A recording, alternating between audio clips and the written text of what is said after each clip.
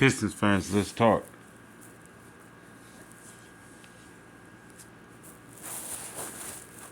Pending, pending any further trades for this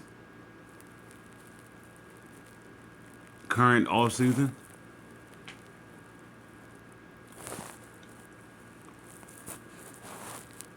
I I want to say I cannot be more pleased than what Troy Weaver did this offseason thus far. I'm not part of the bandwagon of the fans and get this player, get this type of player. There's no need to get, I guess you could say luxury players. We would say top free agents. There's no reason to do it if you don't know what you have already. You don't know what you have in Duran. You don't know what you have in Ivy.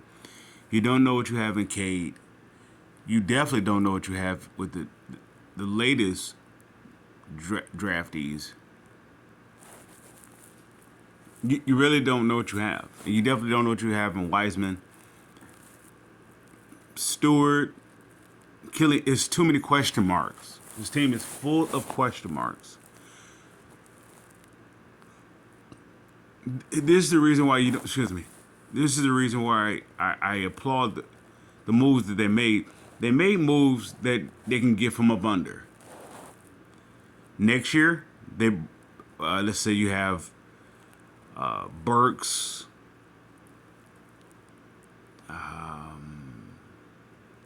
Harris, and Morris. All of them, let's say including Killian. Let's say they don't extend Killian, they don't extend Wiseman, they don't extend Stewart. Look what they put themselves in position. Okay. Look what they put them. The question from the media, you're going to get from, rather definitely from local media. Local media is going to follow the trend of what the major markets are doing, and they want the Pistons to be like everybody else. But the Pistons, Detroit is not like everybody else. What makes these moves so brilliant? You're going to get from up under all these contracts. At the same time, find out what you have. Yet be in position to make a trade if it presents itself through the course of the season. Oh, forgive me, I forgot to mention Bojan. Bojan also. Oh, Jesus. Man. This is not sarcasm at all. This is a genuine take that the Pistons have done. Troy Weaver has done something that Joe Dumars failed to do. What made Joe Dumars so successful was Ben Wallace. Outside of Ben Wallace, is not successful. I won't even say the move for Chauncey, the move for Rip, the trade. I mean, the draft and Tayshaun and Mimino Core. None of that works without Ben Wallace. So the Grant Hill Ben Wallace trade is brilliance, because you was able to build off of Ben Wallace. Detroit don't have a player to build off like that. I want to say they have it, but it's part of that question mark of seeing how it's going to show this year.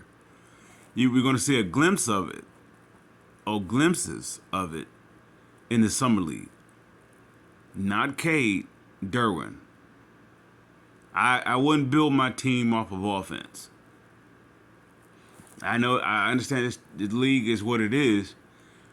I'm referring to Detroit. I'm not referring to any other city or any other franchise. I'm referring to the Pistons. I wouldn't build my team off of anything other than defense. Now, the Draymond talk, the Barnes talk, I never was a supporter of going after Cam Johnson. Never. Nor Kyle Kuzma. Really no free agent other than the possible trade of Grant Williams, Grant Williams was intriguing to me, and also Zion. Those two were intriguing, along with Draymond. Now Draymond was a long shot because there was still a chance of him staying with Golden State, which he ended up doing. Now the fans would say, "How come the Pistons didn't make any moves, major moves?" Well, then they also would say, "Well, Detroit is not a destination, or a popular destination." Is neither. As a general manager, I'm going to take in the mind of the most successful general manager in Pistons history, and I'm going to say Jack McCloskey. Jack McCloskey, look at the moves that he made. I'm not going off of Joe Dumars. I'm not going off of Troy Weaver, because Troy Weaver and Joe Dumars are going off of Jack McCloskey. So I'll go from him.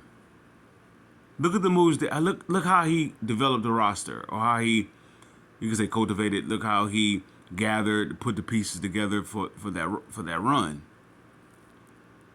It all started with, you could say he made a trade for Bill Laimbeer, Chuck Daly, that sort of, not trading for Chuck Daly, but bringing in Chuck Daly. When he signed Isaiah Thomas, drafted Isaiah Thomas. That was it. I'm going to say that guy is Duran. Duran is that guy. It's either going to be him or it's going to be Ivy. One of the two, or possibly both. You may end up with a Isaiah Thomas, Bill Laimbeer situation, or a Chauncey Billups, Ben Wallace situation with Ivy and Duran. You may end up with that. Either way, can you imagine Grant Hill playing with Isaiah Thomas and Bill Laimbeer? Can you imagine Grant Hill playing with Chauncey Billups and Ben Wallace? That's what you're getting, Cade.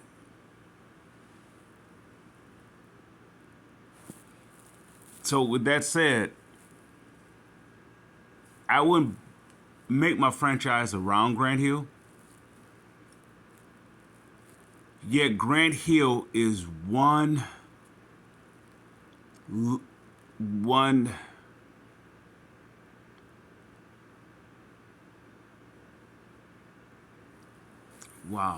special luxury piece to have, especially if you're building off Isaiah Thomas and Ben Wallace. If you had Grant Hill next to those, either one of those two, you're talking about something special. It is interesting enough. Each championship team didn't really have a superstar per se. Isaiah he's a star.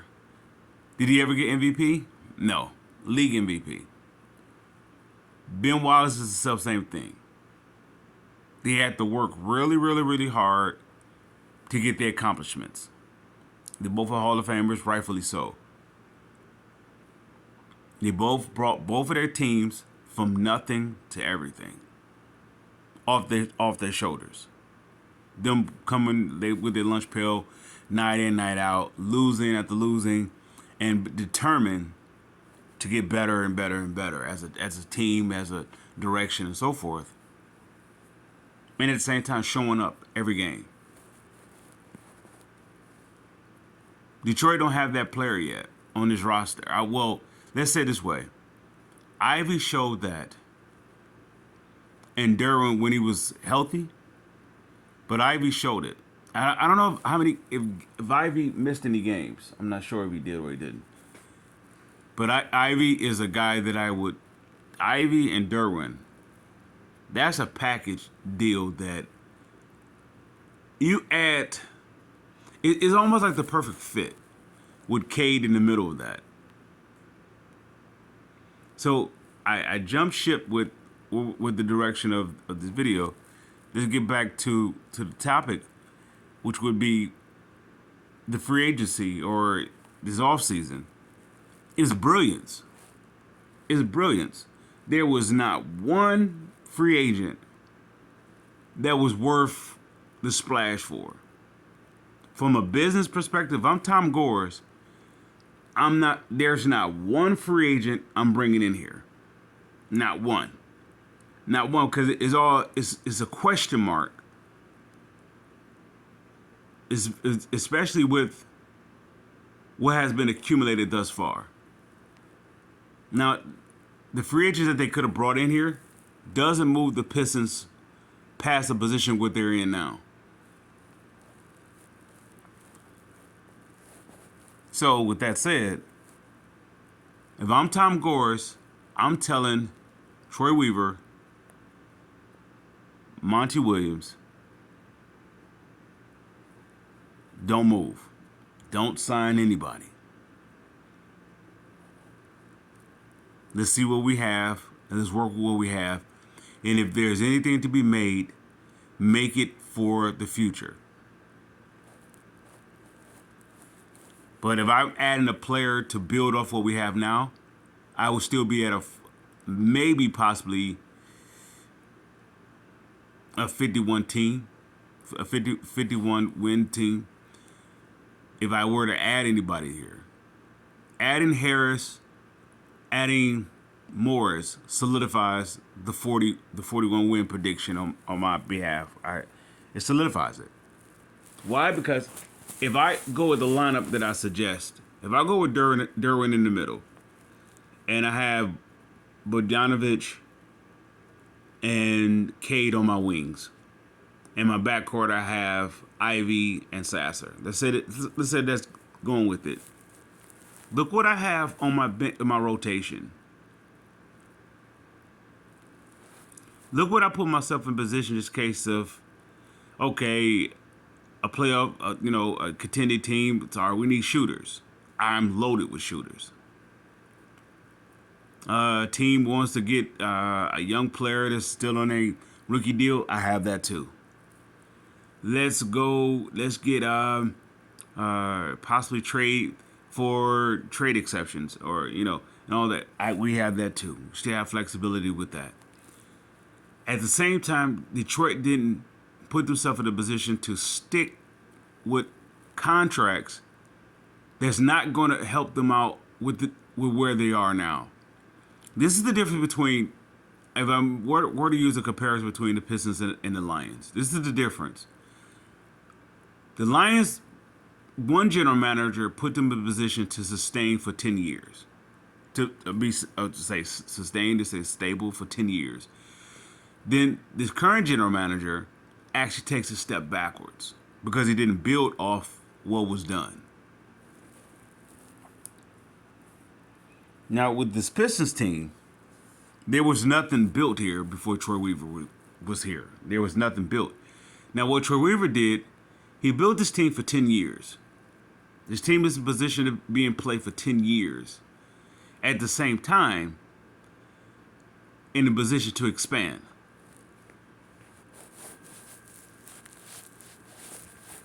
The fans may not like the talent because it's not popular. It's not, I don't know. It's not the talk. It's exactly what the Detroit needs. Of course, you're going to get the local media, well, some in particular, that's going to say they don't know what they're doing, whatever. You kind of exclude that. You kind of ignore it. That's not exclude. You kind of ignore it. That kind of talk. It's not that you got to look at the bigger picture. You got to look at the smaller picture. The smaller picture is this. Question mark Cade, question mark Ivy, question mark Derwin. Now, those consider now your current untouchables at this current moment. You got this roster is full of question marks outside of the, let's say with the 30, if they kept it as was with the 30 million, and you were to bring in a Cam Johnson, tell me how that fits. You're gonna try to put it together on the fly. At the same time, you're tied to a $100 million plus max contract. Let's say if it doesn't work, If the current roster doesn't work now, you can get from up under every last player. Every last player they brought in, you can get from up under it. If it doesn't work, now that is smart investment on Tom Gore's behalf. You can get from up under it. Every player that they have on this roster right now, you can get from up under it where it doesn't take you back 10 years. It doesn't take you back 5 years. Is it within that 1 year, you take the hit and you move on. That's every player on this roster. This is why the moves that they did was brilliant. At the same time, it also puts you in a position for when the right piece at the right time hits. My eye is still on Zion. My eye is still on that. He may potentially stay there, and that may all well be. But the Kyle Kuzmas, the Cam Johnsons, and Harrison Barnes, Harrison Barnes was like the closest reach in comparison to any free agent or any potential. I guess you could say recruiting, if you will. I want to say he was the closest. Everybody else was like no shot to a long shot. What I mean by no shot, there was no way I was going to make I was nowhere near I would make a deal for Cam Johnson. It's not worth it. The investment, it's too much. It's too much of a question mark. I'm talking about from Tom Gore's perspective. It's a bad investment. However, if I'm Tom Gore's and I'm looking at the roster, I'm looking at what Troy Weaver have brought in here. I couldn't help but to be pleased. He loaded a roster that you can get from up under. At the same time, have your mind or have your focus on the development. At the same time, seeing what you have. At the same time, put yourself in position if anything is potentially available or been made available.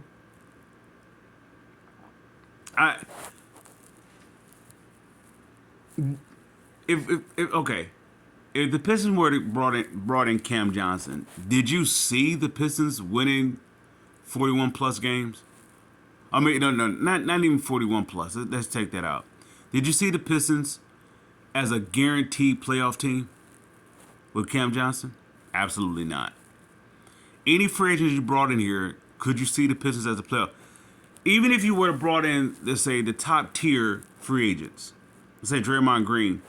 Draymond Green is probably the closest you would have, or I would say the safest free agent that you could have brought in here that could get you a guaranteed playoff spot. Draymond Green.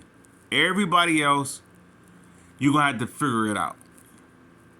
Some player here, a player there, you may have to figure it out a little bit more or less.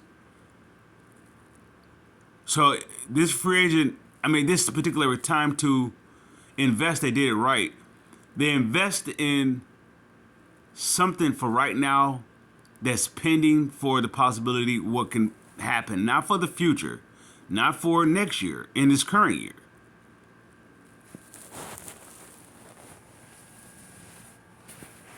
Troy Weaver is doing something that Joe Dumars didn't do.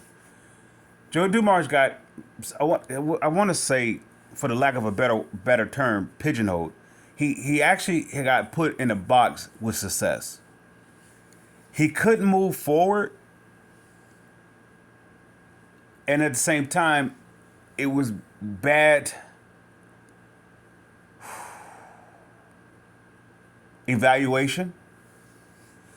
Such as he struck gold with Mehmet Okur. Struck gold with that. So I will give him the benefit of doubt when he drafted Darko, which is what I did. And I was all aboard for Darko over Carmelo because of the Mehmet Okur pick. Not because of any other picks. Not because of Tayshaun. Joe Dumars was a hit and miss. He was a hit and miss draft deep player. So his evaluation was questioned. Where he hit gold at was in free agency, most early on, and trades. That's where he hit gold at. Troy Weaver is. I want to say he's. Did I don't know any free agents? Not yet. I don't know if he's signed. He actually he did okay. Jeremy Grant he hit goal with Jeremy Grant. He hit goal with his trades, and he hit gold with his draftees. Forgive me. So I want to say Troy. I want to say he's following the blueprint of a Jack McCloskey. He just needed his Chuck Daly. And, of course, we could say it's yet to be determined if he have that in Monty Williams, Coach Williams. But I'm going to give him the benefit that he does. Not so much of him evaluating coaches, but I'm going to say just based upon the track record of Monty Williams. I believe he has a group of guys that would follow the plan. Long as Monty Williams have a plan.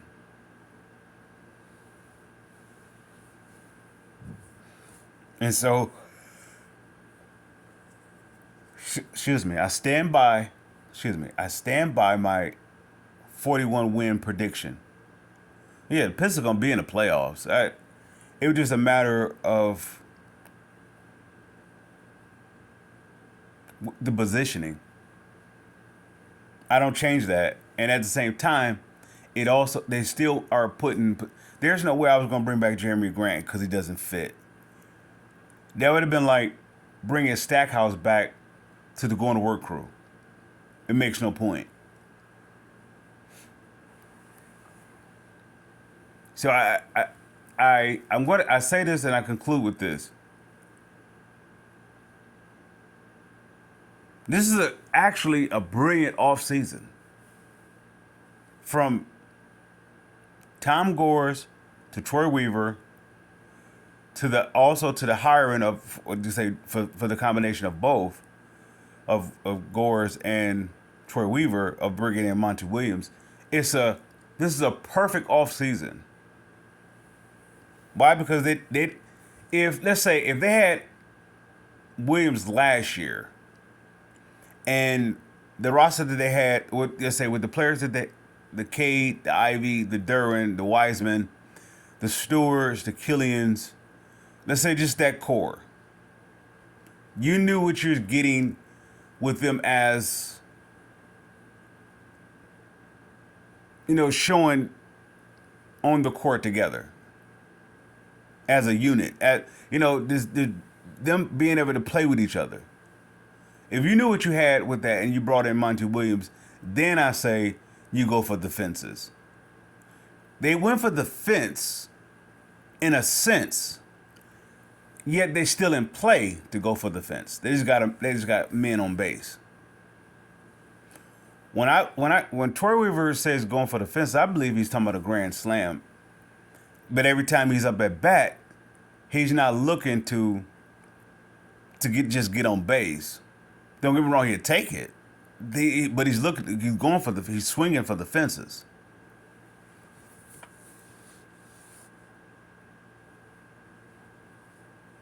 Piston fans, I salute.